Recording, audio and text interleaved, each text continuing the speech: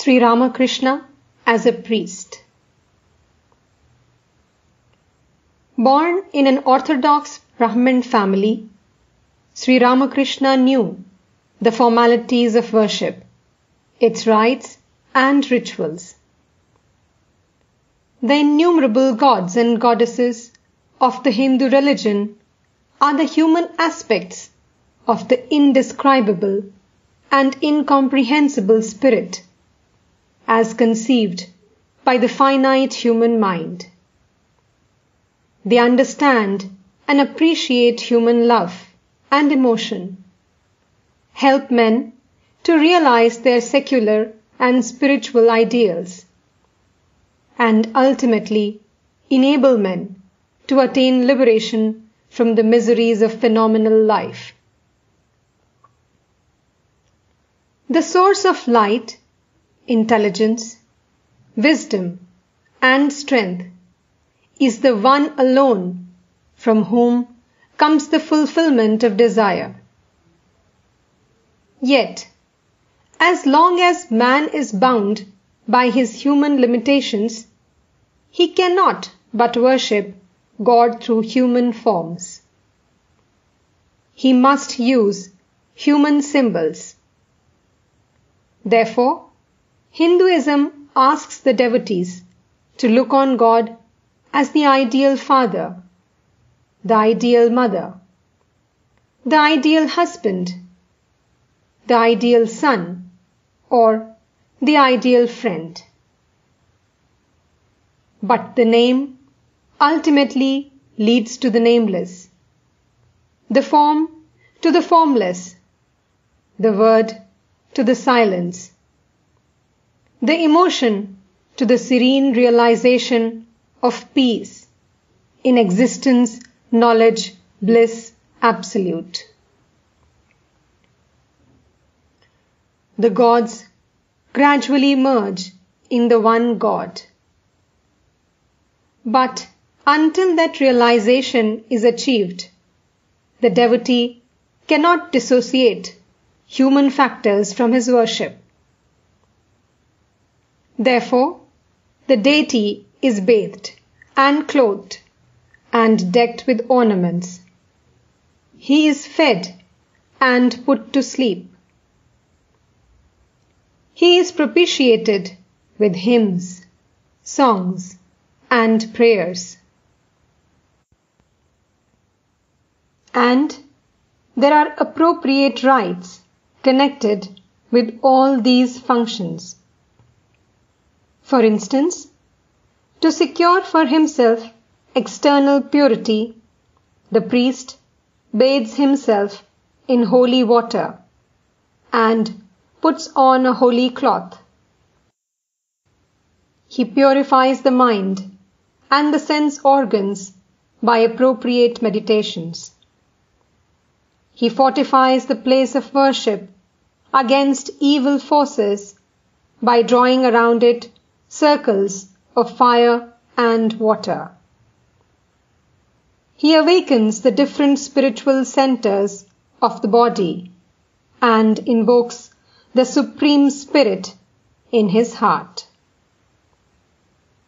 Then he transfers the Supreme Spirit to the image before him and worships the image, regarding it no longer as clay or stone, but as the embodiment of spirit, throbbing with life and consciousness.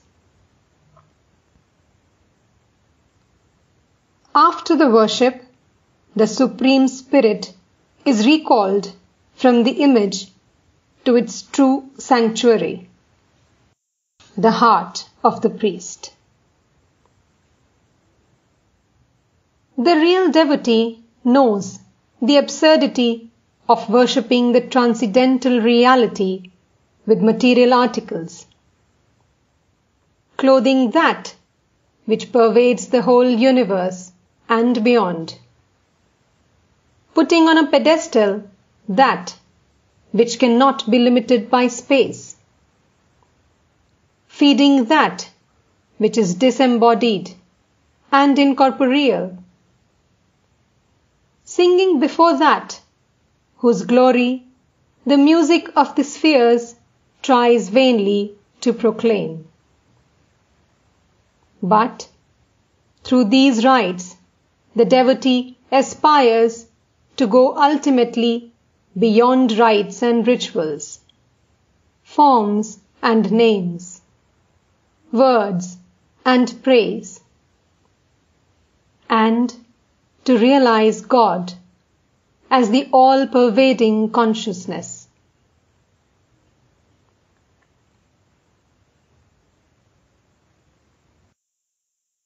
Hindu priests are thoroughly acquainted with the rites of worship, but few of them are aware of their underlying significance. They move their hands and limbs mechanically, in obedience to the letter of the scriptures, and repeat the holy mantras like parrots. But from the very beginning, the inner meaning of these rites was revealed to Sri Ramakrishna. As he sat facing the image, a strange transformation came over his mind.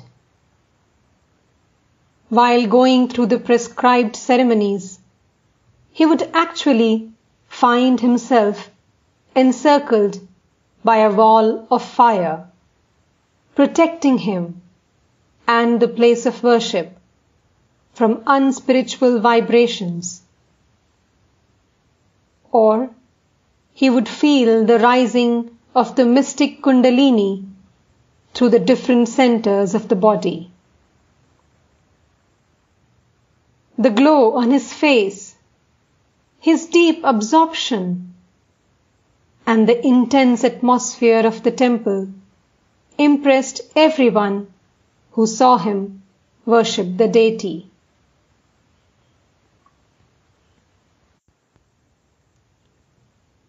Ram Kumar wanted Sri Ramakrishna to learn the intricate rituals of the worship of Kali. To become a priest of Kali, one must undergo a special form of initiation from a qualified guru. And for Sri Ramakrishna, a suitable Brahmin was found. But no sooner did the Brahmin speak the holy word in his ear than Sri Ramakrishna, overwhelmed with emotion, uttered a loud cry and plunged into deep concentration.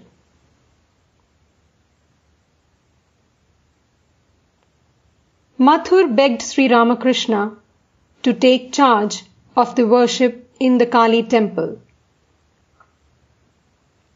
The young priest pleaded his incompetence and his ignorance of the scriptures. Mathur insisted that devotion and sincerity would more than compensate for any lack of formal knowledge and make the Divine Mother manifest herself through the image.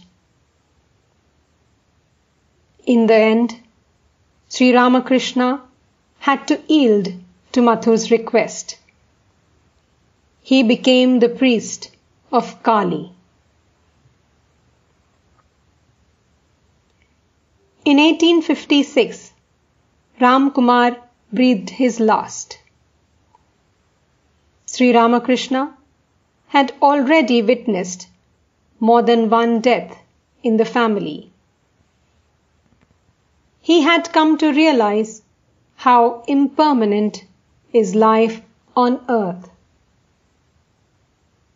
The more he was convinced of the transitory nature of worldly things, the more eager he became to realize God, the fountain of immortality.